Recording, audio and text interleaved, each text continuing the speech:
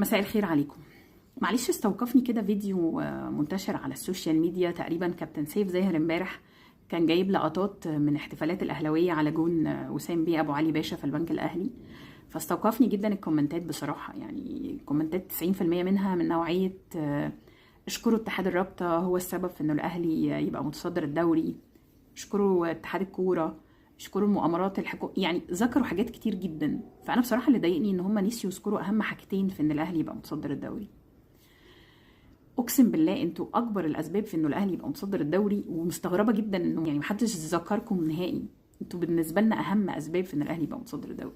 احنا لولا اداء الزمالك وتعادلاته المستمره، وان هو حتى ما حاولش ينافس على المركز الثاني فيضغط عليك.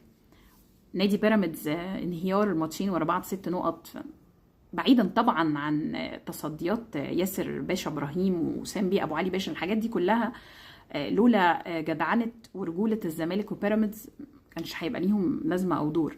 فانا بصراحه يا جماعه حابه اقول لكم انه من اهم الاسباب انه الاهلي يكون متصدر الدوري هو انتوا، وجميلكم ده هيفضل فوق فوق راسنا. وباذن الله لو ربنا كرمنا والاهلي كسب الدوري فانتوا اول 2 ان شاء الله موجودين تحتفلوا معانا، لان انتوا اهم واكبر سبب. شكرا ليكم، وبجد يعني جميلكم ده عمرنا ما هننساه، وان شاء الله في انتظار مزيد من الهدايا.